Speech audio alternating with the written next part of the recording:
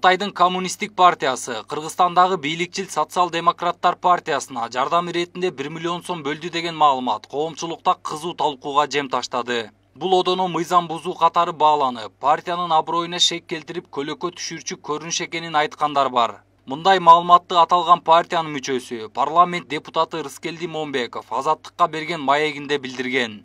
Эми партиянын саясий кеңеши мүчөсү эмесмин. Ал кеңештин мүчөнү мен мурукку чакырышына барбачымын, азыр жокмун, көп аралаша элекмин. Бирок мендеги маалымат боюнча Орусияга барып кечти, Дина Раса менен Казакстанда эле ушу Нур Ата менен деле байланышы бар, Кыргызстан Кытайдын коммунисттик партиясы менен дагы байланышы бар. Анан ошолордон бир партияга жардам иретинде гранттык жардам келген экен. Бул 1 миллион сомдун тегерегинде го дейм, ошол жана партиянын ишмердигине, офистерин каржылоого келсе керек. Ал эми 23 мартта КСДП партиясынын төрагасынын орунбасары Фарид Ниязов ошол эле маалымат каражатына комментарий берип жатып, алгач Кытайдын Компартиясы КСДПга техникалык жардам бергенин, бирок ал партиянын балансына өткөрүлө электигин билдирген. Кийинчерээк Кытайдын Компартиясы техникалык жардамы КСДПга эмес, жогорку кеңешке берилгенин кабарлаган. Ал эми жогорку кеңештин басма сөз кызматынын жетекчиси Ибраим Нуракун парламент Кытайдын Компартиясынан эч кандай жардам албаганын айтып чыкты. Жогорку кеңеш 2017 жылы Кытай элчилигинен 1 миллион сом тегерегинде техникалык жардам алган.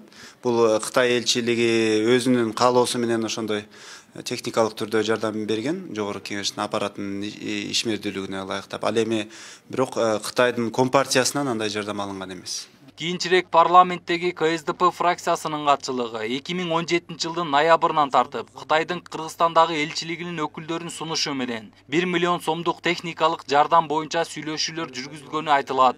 Бирок берилген жардам парламент аркылуу өтөөрү. Долбоор азыркыга чейин ишке аша элек. Ал эртең ишке ашабы жокпу белгисиз. Партия аркылуу бул долбоор өткөн эмес жана өтпөйт дагы деп жазылган КСДП фракциясынын маалыматында.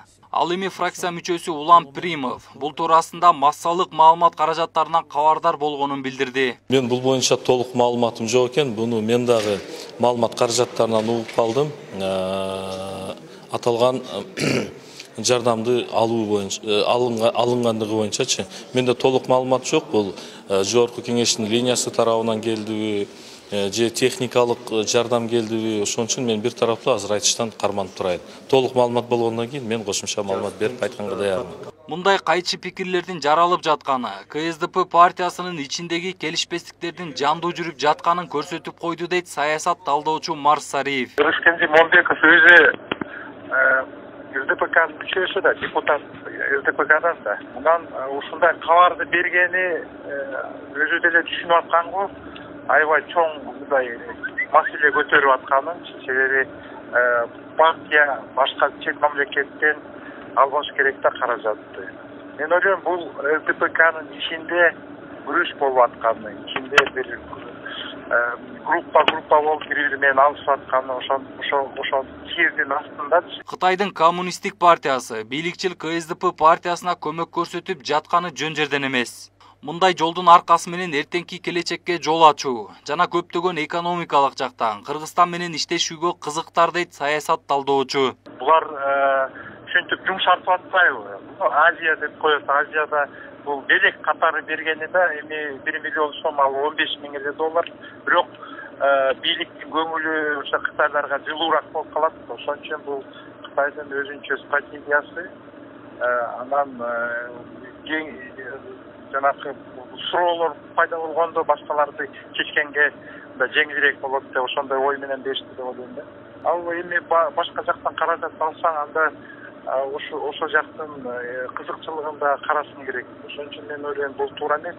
Бул чоң саясий чатат. Кыргызстандын саясий партиялар жөнүндөгү мыйзамына ылайык саясий партиялардын иши чет мамлекеттердеги партиялар тарабынан каржыланышына тыюу салынган дейт юрист Канатбек Азиз. Боюнча өзүңөр билгендей шайлоо учурунда болобу, анан саясий партиялардын баягы чет өлкөлүк орусча айтканда вмешательство деп коет да, кошулушу, баягы жардам бериши болбойт. Эмне себептен дегенде, өзүңөр билесиңер, бул вмешательство во внутренние дела деп коет. Мисалы үчүн өзүңөр билсеңер, 2017 жылы ошол эле Бабанов Назарбаев менен кошулушуп койсо, Назарбаев киришип атат шайлоонун жумушуна, анан Кыргызстандын элин тандоосуна киришип атат деген маселе көтөрүлгөн, шайлоосуна деп. А биякта миллион сом берилгени ана мындай бир максаты болушу мүмкүн деп өзүңөр. КСДП партиясынын отуруму буга чейин бир нече жолу жылдырылып, 31 мартка белгиленген. Партия төрагасынын орун басары Фарид Ниязов мурдараак курултайда Алмазбек Атамбаев партия лидерлигине бекитилерин билдирген. Курултайдын күн тартибине башка кайсы маселелер киргени азырынча расмий айтыла элек. Атамбаев президент болуп турганда чет өлкөдөн каржыланган уюмдардын ишмердүүлүгүн сындап, четтен каржылык колдоо алып, мамлекеттик төңкөрүш кылууга аракет кылууда деп айрым партияларды катуу зекиген. Башка партиялардан туруктуулугу менен айырмаланган КСДП партиясы мыйзамды бузууга шек жараткан болсо, анда башка партиялар мындан кандай үлгү ала алат деген суроо жаралат. Жоодар Бузумов, Азамат Жумадилов, Next TV күндүн темасы үчүн.